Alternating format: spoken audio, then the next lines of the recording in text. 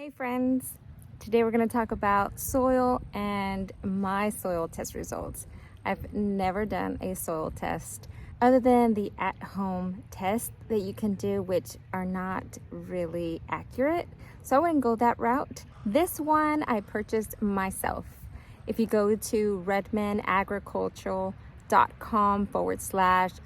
kit, you can buy it yourself. I believe it was around $35 and you get the results within a week or two. So really quick. These beds are new. I just purchased the soil in the fall, so I know that I need to work it. It takes time to get really good soil established, and I think this is the perfect way to get it going. Now, when you get your kit, it has two things inside. One is the container, and it has a bag inside with water. You don't remove that, you need that for the test. The other thing included is a scoop. Now, when you go out to your garden, you have to get soil samples from 6 different areas. You basically dig down to 6 inches, and then you grab soil from that depth, and then you put it in the box that your kit comes in. You mix all the soil samples together as a one. Make sure that there's no big pieces of wood or debris that isn't part of the soil. You want the soil to be very granular, so take out any of the large chunks out. Then you fill the scoop and you can tap it down. Then from the scoop, you pour that into the container with the water, and basically it's going to soak up. All you have to do after that is put the top back on. You don't really necessarily have to seal it as long as it is closed tight. Then you put it in the return envelope. You seal it up and you stick it in the mail, and you will receive your results within a week or two tops. I received my results, I think, within a matter of 6 days. The good thing about their system is it comes with all different types of information.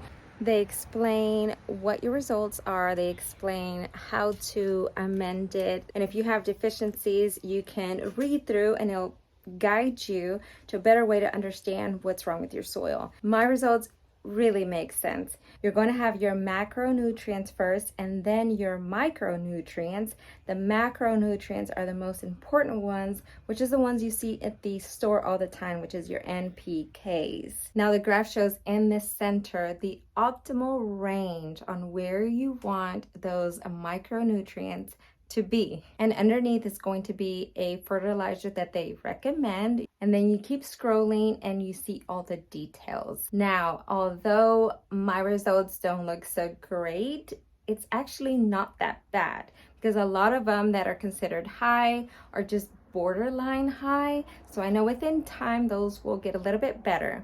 Now, the most critical one that I have is nitrogen. I barely even have any nitrogen. If you look at my graph, it's barely there. So I have a true nitrogen problem. If you go back to my old videos, you'll notice that my peppers are struggling, and they struggled for a while. Now the zucchini was growing great in the same bed, but my peppers were struggling. I think my zucchini was in the same bed. I don't know. I have too many now. Now with low nitrogen, you have stunt growth, yellowing in the leaves, and the older growth starts turning yellow and wilted. So those are really good signs to identify a nitrogen deficiency. And the other one that I need to focus on is my sulfur. Sulfur is a plant protein. The plant starts turning a pale green color, overall yellow, and even the young leaves come out and they're yellow. So it's not like the nitrogen where the older leaves become yellow and wilted. With sulfur, the young leaves are the ones that start that way. Now, to mend that problem, I need to add a lot of organic matter into the beds, and it's going to take some time, but that's why we do the test now. So by spring and early summer, these plants will have everything that they need to thrive. Another thing that we can do is add some Epsom salt. Now you do like 1 to 2 tablespoons per gallon of water, and that would be your liquid fertilizer. Another thing is obviously your, store-bought fertilizers, or you can do composted mushroom. That's a really good added fertilizer. Or look for fertilizer that also has magnesium, because those two really work well together, and it actually works a lot better than just sulfur on its own. So look for those combinations. I did find a great local soil company. They did give me some of their soil bags, and I'm going to show you what those are. I'm also going to order a few yards, because I don't know if you remember or if you've been following me, but I have the 4 beds at the very far end that I haven't finished, plus 2 ground beds. So it's a total of 6 beds that I'm still waiting on. I'm going to add a visual here because I finally got an air shot of what the garden looks like, and I was super excited that my hard work looks exactly like my drawn out picture that I did on my regular notebook paper. So I hope you enjoyed that. But if you could tell that there are a few beds that are not complete, we're gonna get to it pretty soon. So I reached out to Heirloom Soils of Texas. Great company, I already love them. I went to go visit their location. I met Louise and Mark, and they showed me around. They explained every different soil that they had, all their components, all their mixes.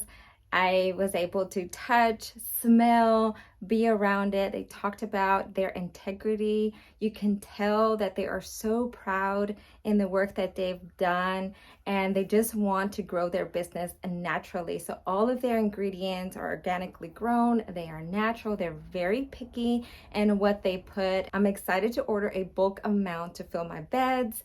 I'm going to show you their different types of soils that they have, and we are going to use their potting mix to transfer some of my seedlings over to their bigger pots. I'm getting some that have their second pair of leaves, so some of them are ready. So we're going to do that together, and I'll show you the consistency of their soil.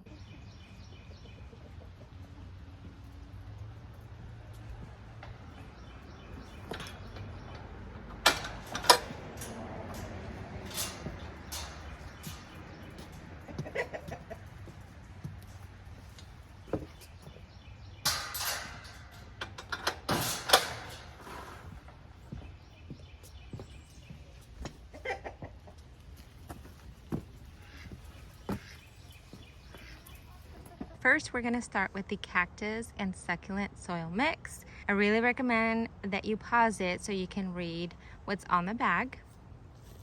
Then we have the fruit, berry, and citrus mix. The veggie and herb mix. I'm really excited to use this one. This is the one that I used at home, and I loved it. The aged leaf mold compost. This is one of their most popular ones, the rose soil. They also have some composted hardwood mulch. And this is the one that we are going to use right now, the Works potting soil. It's all purpose. These are the ingredients. The leaf mold compost. Remember, this is the one that I really like, so it's included in here. They do cure their cocoa coir, so it is aged. It has perlite, it has pine bark, and it's aged as well. It has sand, it has expanded shell. This is a really critical component, especially for moisture. It has humates, vermicompost, molasses, and mycorrhiza fungi. Guess what I've done here? I've cleaned the place up. And I feel a lot better in here too. Okay, let's see. Oh, and do you know that the longer it ages, the better, because it is alive, so it's very different than other soils. I'm gonna use this regular tray to put some soil in here. Hopefully I don't spill it. Ugh.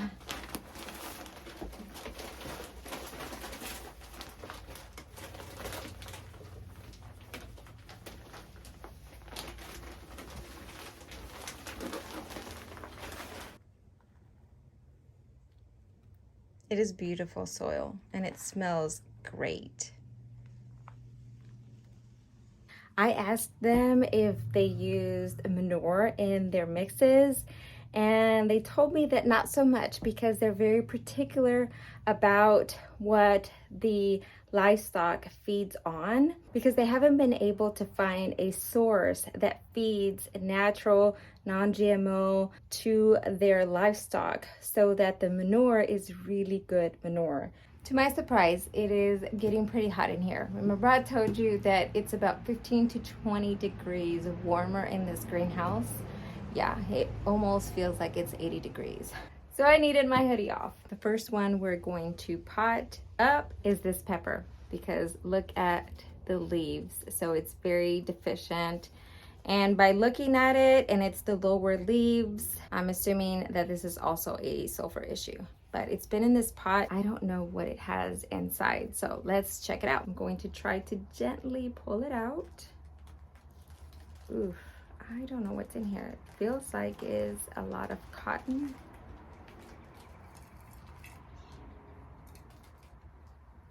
I don't know what this idea is, but look at this. Look at the root system. Oh, I see. It's got a grow bag inside. I really don't know how this pepper was growing in just a vermiculite, because that's what it looked like. But look at the root system. And there were 2 other peppers with this one. So I pulled them apart, and I'm gonna see if I can actually grow them separately. So this is what we're gonna do. Now that I have my stuff organized, I can just pull a container out. Let's get the soil.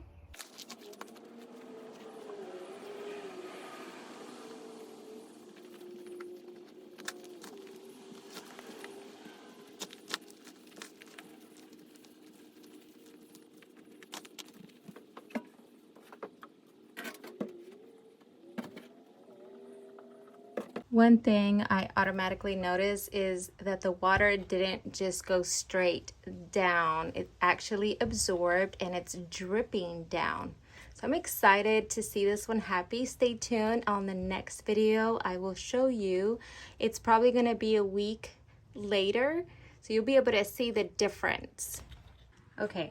So we have the broccoli that is getting its second pair of leaves. So let's do this. Since these still need about another week, I'm going to take 2 of these out and we're going to test it. So my next video on seeds part 3 or 4, I will show you the difference. We'll leave these here 1 more week and we're gonna put these 2 in the pots.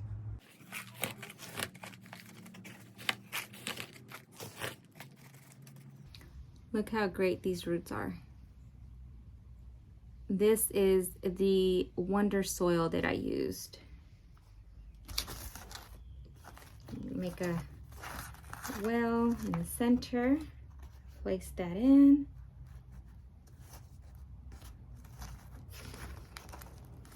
Put soil around it.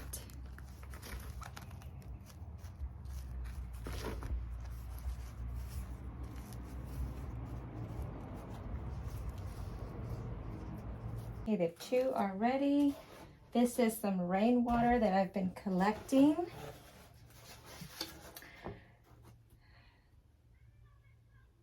So you should go check them out. I really like Heirloom Soils. They are not in big box stores. They only sell their product to feed stores. They sell them to small privately owned garden centers all around Texas. They are expanding into other states. So check them online, go to their website, check out all their social media. I will put their information down below. I know they are in Facebook, Instagram, they have a TikTok, and they show you some of these products. So go check them out. Well, I hope you enjoyed this video. I hope you learned something. Maybe you'll go buy your soil test from Redmond, and maybe you'll go check out Heirloom Soils of Texas. Thank you guys for watching, and I'll see you in the next one.